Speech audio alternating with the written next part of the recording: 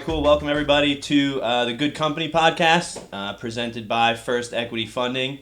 We're here joined today, my co-host Ryan Comesso, along with our guest, our owner, manager, and mentor, if you will, Christian Pepe. Hey everyone.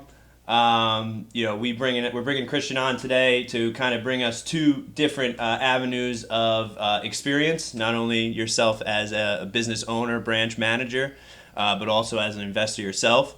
So just going to be a good conversation about getting some insight on your experiences on both of those avenues. So super excited to have you here and appreciate having you coming on. So awesome. We start off every show with the boys behind, James, Vin, and Brandon. Usually intro with an icebreaker question for our guest, and then we'll kind of get into it. Perfect. All right, cool. Go ahead, James. Alrighty. Christian, I guess we'll start with you here. The icebreaker of the day is if you were to choose any famous person to fight the side-by-side with during the zombie apocalypse, who would that be? Zombie apocalypse? Zombie apocalypse. Famous person, you said? Famous person to fight. So are we talking like... Alive or dead? Both? Alive or dead. dead. If I go actor, is it like the... Is it the character I could choose? Yeah, choose a character. That's a good spin on the question. Interesting. We've never had any guests give feedback on the icebreaker question before. That's great. Never had anybody what? Give feedback on the icebreaker question. They just went with the icebreaker question? No, it's great. I'm really trying to think on my toes here. I think I would go with Steven Seagal. Prime Steven Seagal. Yeah. I mean, he's in Ukraine. Right. So, I mean, the way I figure it is, if the zombies, as they come at him, he could kind of just, what he does is he uses their energy and motion to kind of take them and out. they're known slower species, so you can probably do that a couple times in a row. Right, and then come back with like a neck cross shot. Right. Yeah, no, I agree. Did anybody else go with that? That's a good one. No one said Steven Seagal. They didn't? No, that's not a common surprising. one. No, that's not a common one. All right, whatever. Yeah. But I say no one said Steven Seagal yet. I say Steven Seagal. Yeah, for sure. That's a good one. Anyway. Well, I think you can go anyone in that genre, right? The Rob Van Dam's, the Chuck Norrises, you know, like the Segals. Jean-Claude. Jean-Claude. You call him Rob. Rob's his name when he's Don't say it to his face. No, but all right, cool. So... Good answer there. Really the point of our show and why we feel like we're kind of different than everybody else is we're trying to talk about the person that's doing these things, right? We want to get to know you. So for people that don't know you, that maybe are just kind of coming across our page for the first time, let's get some background on you. How, where you come from, how you got here, and kind of where you're at today. Sure.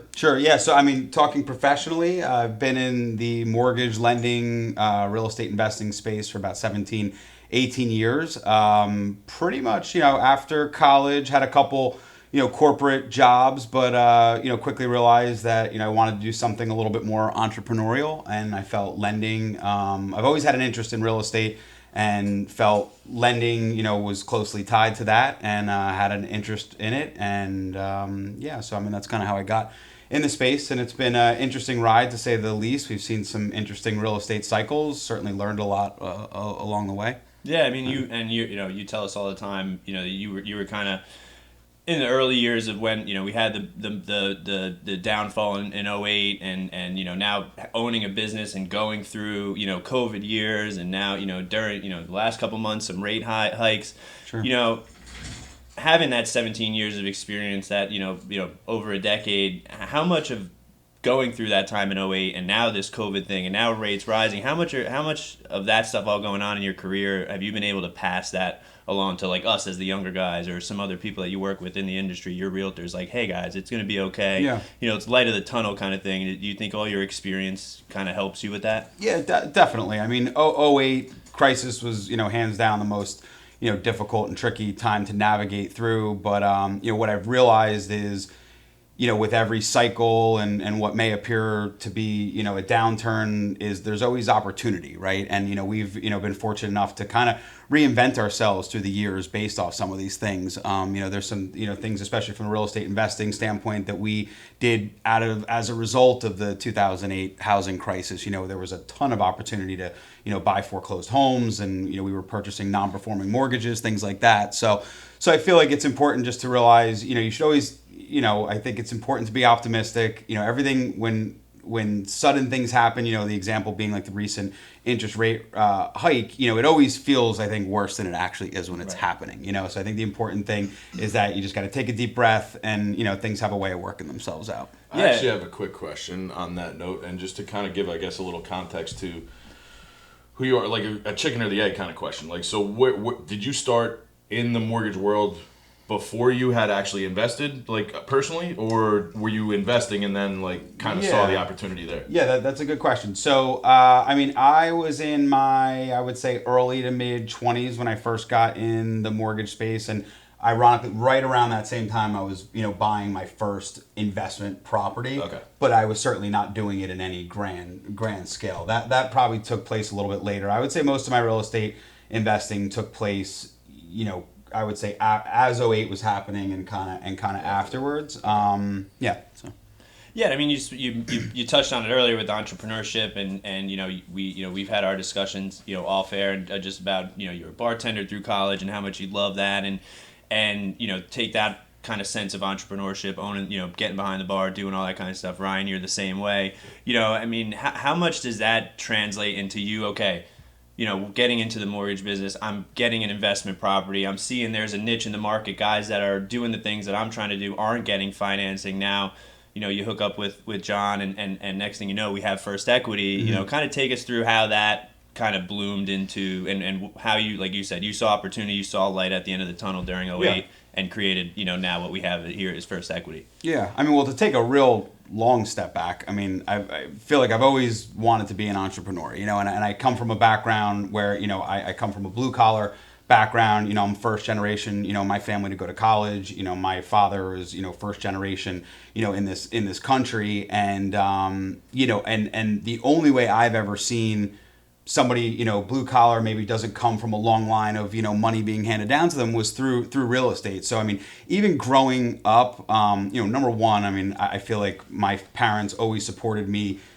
being an entrepreneur. I mean, from a very early age, I mean, I had a candy route on the bus, what I mean, that I was that guy, doing that. My father was an entrepreneur. I mean, he owned multiple video stores in the 80s, which is, and he was somebody who didn't have like a formal background, but wasn't, afraid to give something a try. So I feel like I've always had that kind of upbringing, that mindset to, not be afraid to try different things. So I think that's an important thing. But I think as a result of that, I've always, been able to think outside the box a little bit. So, when '08 happened, it was a really, really turbulent time, but we saw that there was an opportunity, to buy, like I was saying, these non-performing loans at a really steep discount. A lot of the big banks didn't know how to work through the foreclosures, and New Jersey being a judicial state, it was really tough to kind of manage that stuff. So you had to take a really hands-on approach.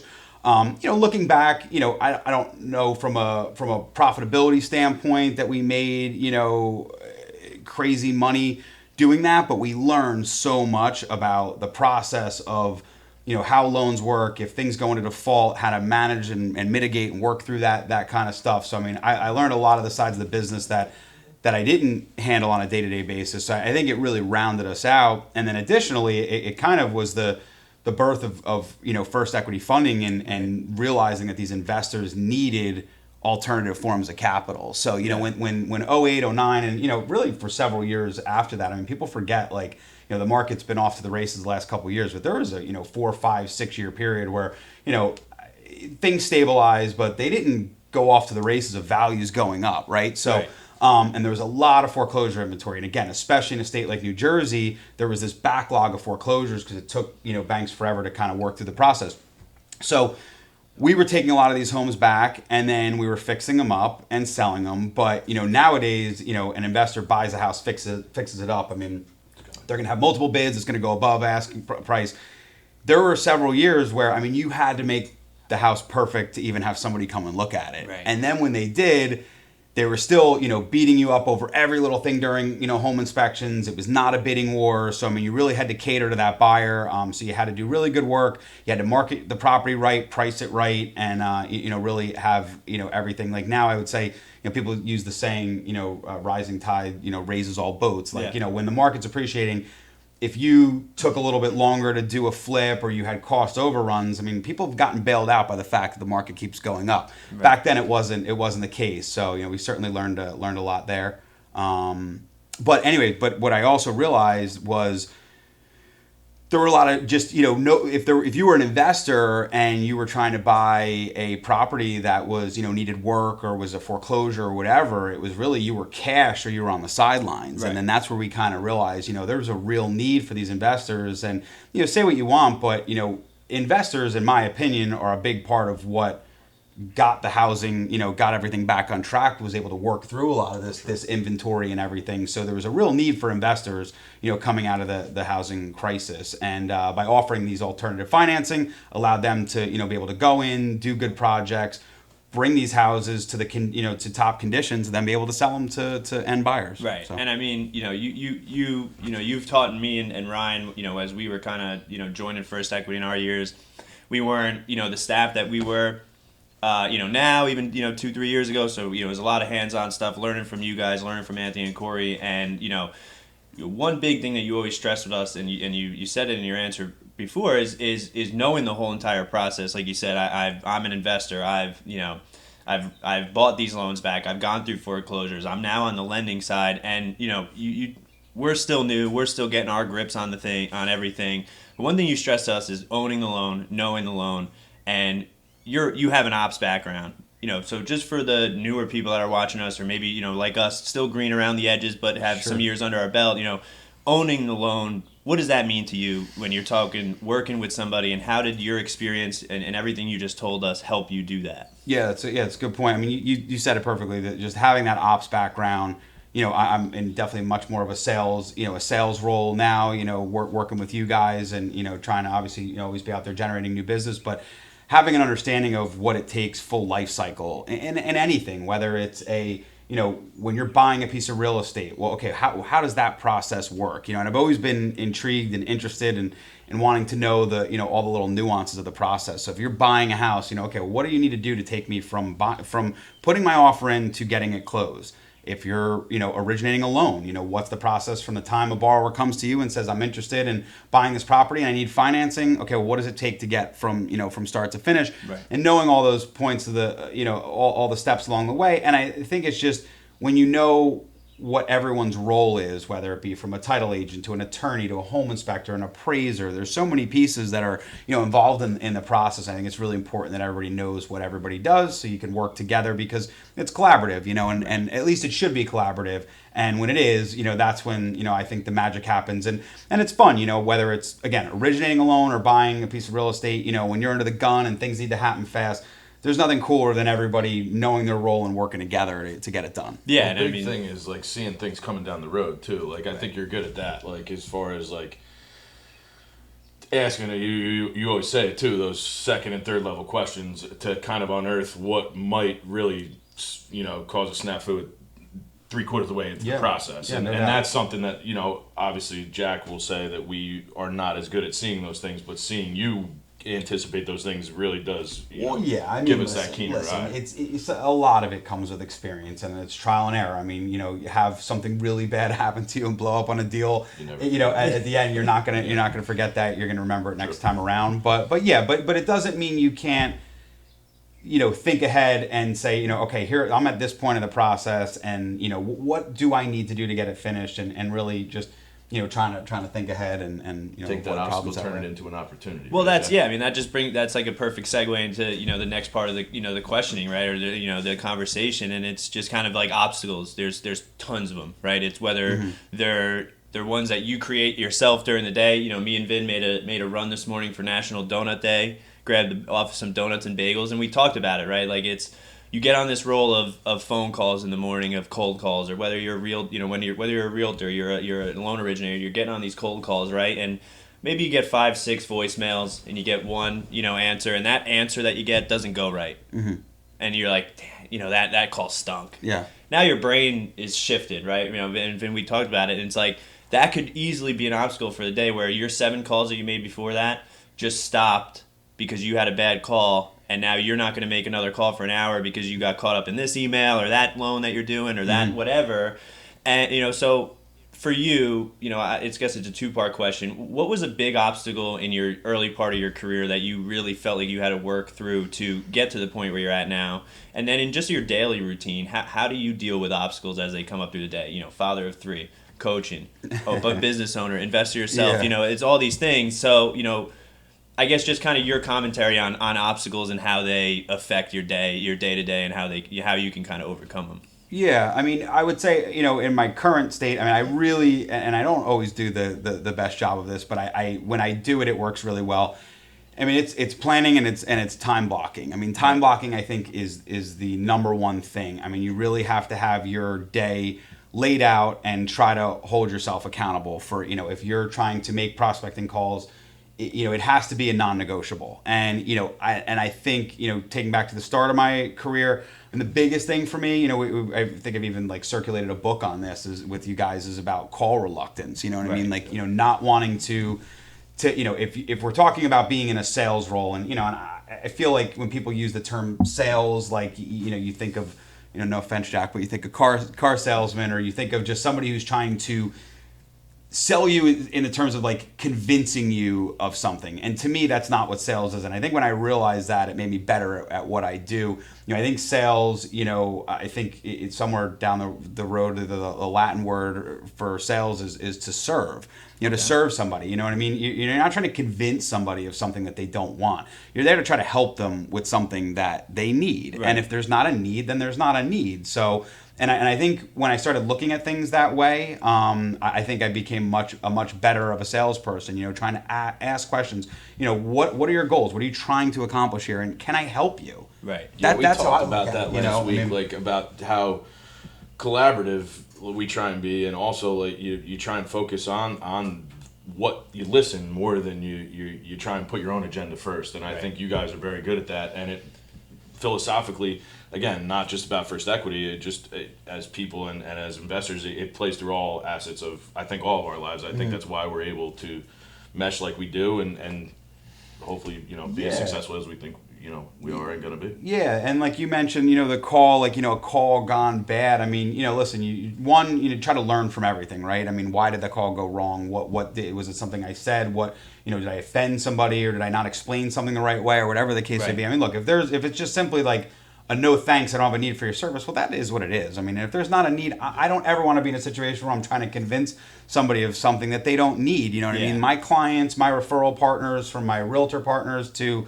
my past clients, my existing clients, I say to myself every day that I hope they're, using my services because they feel I add value. If I'm not adding value, then, and you don't feel that way, then you shouldn't use me as your partner, or your, or whatever the case may be. And the same goes to, you guys as our part of our team here. You know what I mean? I hope everybody feels that there's value in what we do, and if there's not, then it's not a good setup. But yeah, and then just but letting that stuff roll off, you know what I mean? Right. Just onto the next one. Don't take it personally that if there wasn't that need there, it has nothing to do with you as a person, whether or not you did it.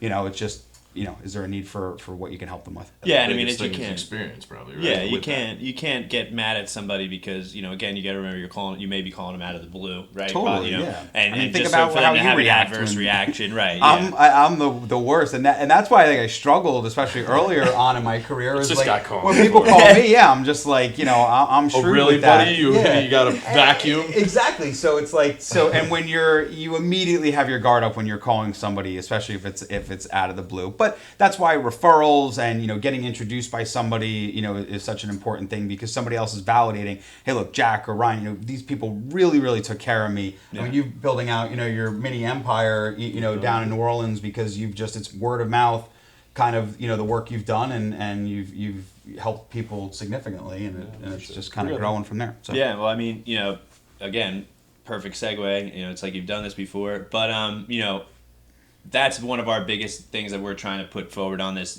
on this podcast as a team, is just that genuine feeling of we're here to serve you. We're not going to force, we're not going to force anything on you if it's not comfortable for you, whatever the case may be. But, we're trying to tell the story, right? We're trying to tell the experience, and you're bringing up a good point about referrals. You have a great, Rolodex, your years in the experience, you treat your referrals great. You did an amazing thing last week, which we'll touch upon, after this, comment. But, referrals are such a big part of what we do in just real estate in general, whether you're a title person, lawyer, realtor, whatever the case may be, lender just like life us. Too, though. Just life, right? Do you have a good dentist? Do you have a Yeah. do you have a good Absolutely, carpenter? absolutely. Referrals are what kind of makes your day go. How do you work on that? How do you foster that? And how much does your, again, experience prior help you cultivate that stuff? Like we talked last week with Ryan, bartender, caddy, general, just genuine human being, knows how to talk to people, knows how to, make sure people understand and feel that he's talking to them. Mm-hmm. And I feel like you have a lot of the same attributes, and it shows when you're talking about, the reviews that you get on your Facebook or your Google and all those things, and they pour in. What's kind of the secret? What's something that you feel like you do different than most people, or that you might do more diligently? Yeah, I mean, when it comes to, referrals, I don't just think about, what can get referred to me to get me business. I'm always thinking about it in a more comprehensive way. How can I, and I'll try to give an example, like there's certain business professionals where the position they're in, it's much easier for them to refer me something and harder for me to refer them something. But there might be some other person that I know that, I may be able to refer them, or I may be able to add that person in the mix, and that person maybe, whatever their business channel is, might be able to offer more referrals to that person. So I'm always thinking more comprehensively, not just one person. It's like, could I connect these two people? If I have I'm just, making this up, like right. I have a financial planner that refers me a lot of their clients, but I got to be honest, I'm not coming across high net worth individuals every day that are, refer it back to him. But is there somebody else? Is there an attorney that I know, where I may have a real estate attorney that I give a significant amount of referrals to? And that attorney, when they're doing estate planning, comes across a lot of people that need a financial planner. So It's like financial planner, and by the way, my mind's not always like, what can you do for me? But, a lot of it's built on who are just people I like to be around and just like, I think is a good person. You know what I mean? I think it very much, you have to be confident in your job, but I do like to be with people. The realtor referral partners I have, like, we're friends. We hang out outside of work. So there's a lot to be said for that. But, just getting back to that example, financial planner refers people to me. I refer a lot of business to the attorney. The attorney has high net worth clients that could refer it back. So it all kind of goes like this. So I think it's thinking in that kind of capacity. And it's being selfless, right? It's having that self, awareness of like, okay, look, if this comes back to me, it does, but I'm genuinely like this person. I genuinely like this person. Let's have them meet together. Absolutely. Hopefully they can, create a relationship. Yeah. And we talked last week again about going out and seeing these people, and not only referral partners, because not only realtors or title people, or because your borrowers can be some of your best referral partners. So, I know we have a story for you on your conventional side that you did last week, but in terms of just in general, before we get there again, what have some of the things that you've done with your clients in terms of, experiences with them and stuff, and then I guess you can get into kind of really telling the story of the event that you had last week. Yeah. Well, just to talk, if you're talking about, your client base, the number one thing that I think, and we talk about this, is just asking for the referral. Right.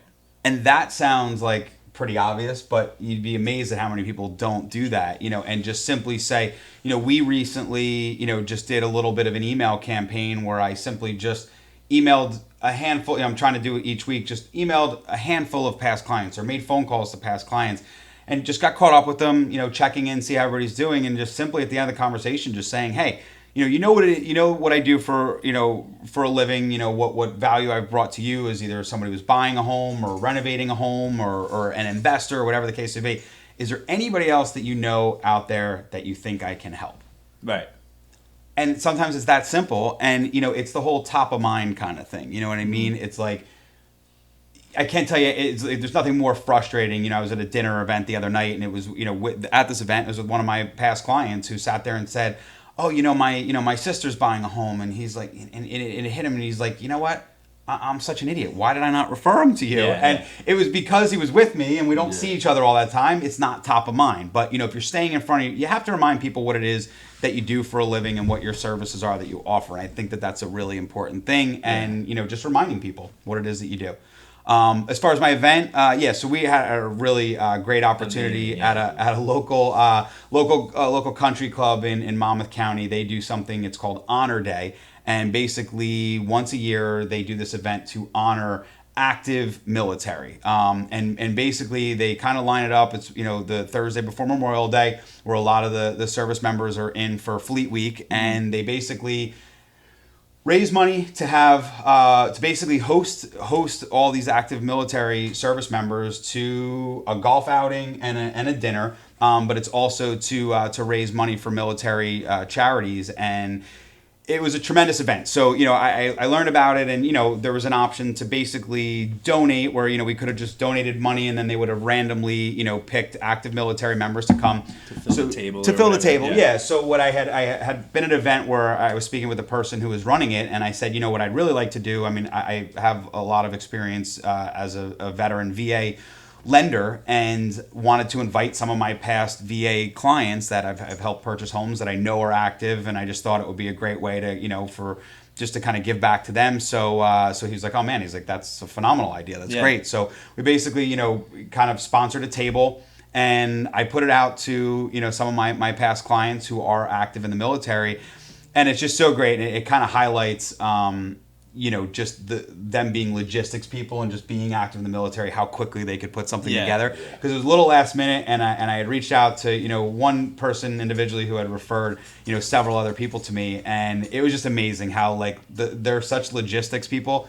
In a matter of a half hour, it was like, yep, we're all in, we'll be there, and they just pulled it together. So my group showed up, and I had some family. I had my father, who's a veteran, my wife, and I had my cousin, who's also served in the military, and then I had 5 of these other heroes that came, and it was just great, man. They came fully decked out in their formal military gear, and they were some of the most decorated guys in the room, and I think they get invited to a lot of these things, but some of these functions I think are a little bit more casual.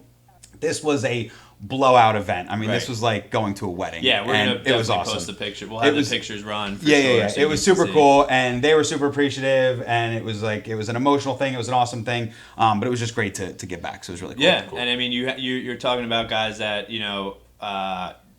sometimes it's thankless, right? Like sometimes it's thankless, sometimes it's overthank. You're just thinking of the right people, and you're just trying to do something nice by them, and they were overcome with gratitude. I would say, to the point where it was a minor pin ceremony at the end, right? They almost went on their way out. They were offering you some of their pins. So it was, and this is the part that was a little emotional. It was not something I was expecting. This event was all about them, right? Let them have them there, have a good time, to be able to relax. This group, they have all been deployed twice, and they already know. Which this is crazy. I didn't realize this. They already know that they're getting deployed in 2024. I always knew, obviously, there's notice for deployment, but didn't realize that they were told that far in advance. And these are guys that have kids, and the one guy individual I was speaking to, he's got a son who's 8 years old, and this will be his 3rd tour. That 3 out of the 8 years he's not around. You know what I mean? Thank God for Skype and FaceTime and that. They definitely said that that's made a major difference, that they're able to be involved. But you don't realize what these people sacrifice. One guy, he's just got married. He's like, do I have a kid, knowing that for the first year of his life I'm not going to be around? And it's just stuff you take for granted. So you got to get a little bit more of an understanding of that. But anyway, at the end of the night, when we were saying our goodbyes, we took a picture. One of them had offered, they had all their badges and their pins that they have gotten for very specific things that they've mastered, certain tasks, of being in the military. And one of them gave me his pin that was, his most coveted, most, probably the accomplishment that he was most proud of, he gave to me. And, this is something that I've never seen done or happened before. So at first I'm like, what are you doing? And even my wife was like, what are you doing? And no, dude, you're not giving me this. I come to find out that it is definitely more of just it's a sign of just respect that they're giving it to you. They can get another pin, so it's not their one and only pin. So so just to clarify that, but each of them gave me the 5 members that came. They each gave me what was their most coveted pin, and really one of them and what his story was. So I had helped this gentleman. He was buying and selling at the same time, and he needed to use VA financing, and his realtor had referred him to their local lender, and they denied him for the loan. And we were able to get it done. Some of our guidelines, we underwrite specifically to what the VA allows, where other lenders have what's known as overlays, where even though the VA program allows it, they weren't comfortable with it. Without getting into all the details, we were able to get this done. So, and in very short order. So from his perspective, I mean, we were able to get something done that somebody else wasn't able to. And so, he said it best to me. He said, look, we received these pins for being the best at what it is that we do. And as, a sign of gratitude to you for what you've done for us, we want to give you this pin because we know that you're the best at what you do. And I was like, I mean, literally I could choke up and tear up now thinking about it. It was just, it was like the ultimate compliment, and it was unexpected, and it was just super cool. So to say the least, this will be an event that we'll be continuing to do. And by the way, this raised several hundreds of thousands of dollars, and the money goes to wounded soldiers. I mean, there was somebody in Monmouth County who's a double amputee and blind from being in war, and they completely built him a house. Oh, wow. At no cost to him. That's completely handicap accessible and everything. And I do have to give a shout out. So I forget the exact dollar amount. I think it was around $360,000 or $380,000 that this event raised. Yes. Jersey Mike's. They had a representative there that night, and they matched what was raised by everybody else. So I do have to give a shout out. I have to give a shout out to Jersey Mike's. I mean, they literally just came up and matched, and I was just, I mean, that was legit. That's amazing. It was really, really cool. Yeah. So, and now, do you know the name of the charity by chance, or it's what I apologize. It's we could put it up here, but it's Tower. Tunnel to Towers is the I'm actually is the planning a golf outing there at the end of the month. Awesome. Perfect. Yeah. So look that up. We can definitely put all that information guys. up. But it's the Tunnel to Tower Foundation. So sorry. Awesome. All right. Cool. Well, yeah. I mean, that's just one. I mean, that's just one example of you feeling like you're excited. I'm doing this kind of selfless act. I want to give back to these guys. And then at the end of the night, they kind of turn it back on you, like, "Hey, guy, you did this amazing thing for us." It was something else. Yeah, knowing you, man, that choke up was it was held cool, in pretty good. It was legit. Well, good. No, I appreciate you sharing that story, and again, obviously 5 seconds of gush, but you've given a lot to me and Ryan. It means a lot for you to come and sit with us, here. No problem. And I guess just kind of like to finish up the interview portion here, it just kind of get your thoughts. Let's talk 5. Let's talk 10 years down the road now. The kids are getting bigger. The business is continuing to grow. Your team is getting larger. Kind of what are you seeing as you're moving through the next 5 to 10 years? Yeah. Can you look that far in the future yet? And feel it's comfortable. Tough, man. It's tough to do, because it's like you think about how what a knucklehead you'd sound like if you said certain things, right before COVID. COVID happened, you know what I mean, and how much that changed things. You know, I mean, that is the one thing that I learned in real estate. I mean, nothing is certain, especially and when anything it's recorded can happen. Yeah, exactly. So I gotta watch what I say here. But no, I mean, look, obviously, I have a long-term vision of continuing to grow our company, no doubt about it. But not knowing, what obstacles are going to come our way. But I mean, I have every intention for at least the next, 5-10 years or longer to be, completely pot committed, ready to be, aggressive, hungry out there, trying to grind it out every day to keep growing the business and, wherever it takes us. I think we're at a very interesting time in the real estate market, with, rates rising, inflation,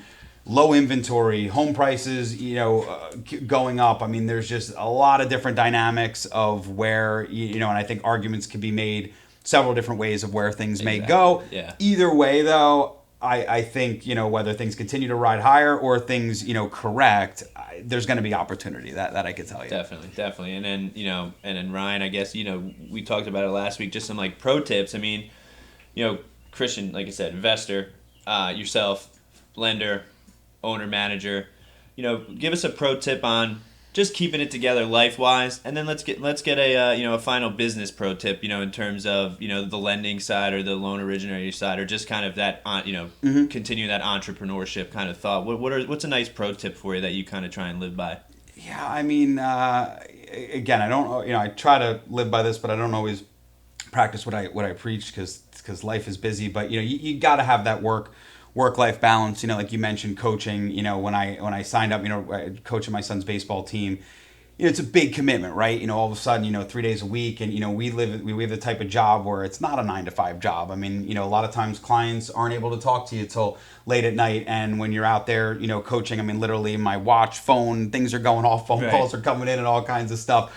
But you got to force yourself to do that. And what I found, surprisingly, I was telling my wife this. I'm like, when I'm actually out on the field coaching, is like, it's become so relaxing for me, and it's become such an enjoyable thing. But you got to force yourself to do it, because if you're the type of person that works, and you say you can't have time, well, if you say you can't have time, you never will. But you have to almost force yourself to do it. But really planning, I have that book, that Panda Planner that that I always talk about, which is a pretty cool thing. The times that I really do sit the night before and write out my plan, and I don't mean just tasks, right? Like my planner is not meant to be like, oh, I have to call this person today. Right. It's meant to be a little bit bigger picture stuff. You know what I mean? What am I accomplishing, in my business, to really move the ball forward, like whether it's, getting signed on with a new counterparty or perfecting a part of our underwriting process or whatever it is, really trying to, but when I plan those things out and really put things in writing, we talk about that with our business plans and stuff. There's something to it that really helps make that kind of come to fruition. Yeah, and I mean, I think it holds yourself to your favorite word. I mean, it's accountability, right? I've now, instead of me just fishing these ideas in my head and I've taken them out of my head, I've put them on paper. Now it becomes a schedule or a list or a task or a to do. You know what I mean? Yeah, and I mean, no, there's proven studies and statistics. If you put it in writing, you are much more likely to make it happen. Definitely.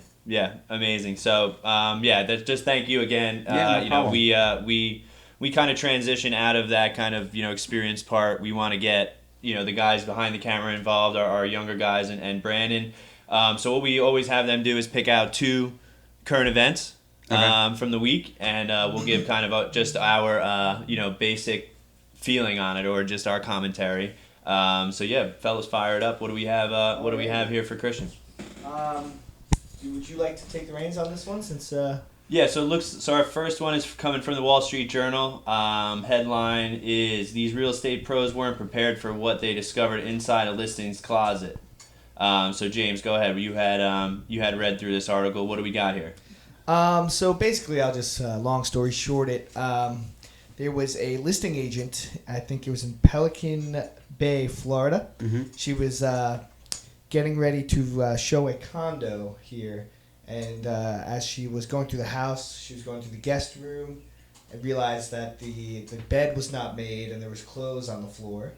Okay. So as she was tidying up, she got a call from the realtor saying that the realtor and the clients were on the way up. And as she made the bed, she took care of the clothes. As she went to put the clothes in the closet, there was a naked man standing in the closet. Nice. Who turned out to be the brother of the owner. That I guess was had a late night. Said he maybe was crashing on the couch. That's great. She was the listing agent, happened to be friends with the parents of the owner. Okay. And said she never said a word to the man, never said a word to the owner or the parents, because she was kind of like, he got away with it and I got away with it. So there's nothing exchanged there, which I thought was pretty funny. Did those people that came over buy the place? That's a good question. I don't think it said, but that's a true professional that can be able to a handle line that in here situation, that says, keep their cool, and not get overwhelmed. Yeah, I mean, that shows full professionalism, right? I mean, that's a perfect example of you never know what you're going to get in the real estate business, right? And that's kind of the risk of a realty, right? Like being a realtor sometimes, and it's like you really could open one of those doors and have no idea, what the heck you're looking into. Yeah, there's real truth to that. I've had some agents, a lot of times, realtors are, meeting people for the first time at the house, right? Yeah. And they're getting like an online lead or something like that, and they've never really, sometimes maybe they're not vetting them out as much. So, I've had realtors say that they've been concerned with like say like a late night, they say they want to go see a house and it's a vacant house and there's just a lockbox and the realtor's meeting that person there for the first time and kind of at night nobody else there, you know what I mean? So Definitely. you got to keep in mind that you got to have your guard up and 100%. I mean, I remember you said it before, but like I was a car salesman down the street here, and I was and I remember when I was probably my second year, a guy in Texas was showing two guys a car. They do a test drive. He's in the passenger seat. Next thing he knows, he wakes up. He's in the trunk of this Camaro, and he's going down the highway. Wow. Yeah, and it's just like so. Wow. It can happen in all these Yeah. industries where you're meeting somebody for the first time and you're going to do something with a Totally. complete stranger. It's like anything can happen. Luckily this was a funny one, and that both parties kind of left with their dignity to a certain extent. That's awesome. Well, Florida too, right? I mean, yeah, that happened in Florida. all right. What else we got? We got one more for us. Yeah, the second one is Vin's here. No, you can do that. Just another one of those. Do the UNCW. Okay, we'll go back. We'll take one out of Schaefer's book. This was a couple weeks I saw ago. this. Scott Stump, Jersey Shore sports guy. Wow, yeah, there you go. Yeah. An unoccupied home in North Carolina was taken out by some hurricane waves. Believe this is the video here. This is Wow. crazy. This hits home, right? I mean, Oh, just because of the man. stuff that you were seeing We see in it. Sandy and Reminds stuff you of like that. It's just Union crazy. Beach. Yeah. That's I'll tell you, like having like you said, Nuts. Hurricane Sandy, the damage, destruction, and everything that did, locally in our area here. That's one thing I have to be honest that I'm a little bit surprised with of how like short memories people have. When I see people that are purchasing, obviously a lot of things have they've gotten houses up to code, right, where a lot of homes are raised and a lot of the stuff is non-issue. There's a lot of homes that aren't raised, right? And I'm amazed that sometimes when people are actively looking and paying top dollar in this market for something that's in a flood zone that was damaged by Sandy, and they're okay doing it again and not realizing because I had a piece of real estate that I owned in Toms River that got multiple feet of water. My primary residence got a little bit of water, and it was it was catastrophic, Yeah, and absolutely. it's just it's crazy. So I'm surprised at how short memory in certain situations people are with some of this stuff. But. Yeah, I agree. I mean, it's like and it's more people like see stuff like this. It's like my house is on stilts, and I've seen this happen all up and down the East Coast. It's that's like how crazy. have I not made a Well, left. that one's crazy, right? Because that house was up. Yeah, you know what I right? mean. That house was up. It and almost still, like deteriorated that's underneath. crazy. Wow. Crazy, but That's a shame. all right. Well, Good Company podcast with Christian Pepe, our owner manager of First Equity Funding. Really, thank you for coming, man. I know Thanks you for wanted having me. to. This is great. I know you wanted appreciate to it, be guys. part of the pod, so I'm glad we had you. This is awesome. Anytime. Boys behind, thanks again for coming, and see you guys next time. It was a pleasure. Awesome. again. Thanks, everyone. Cool.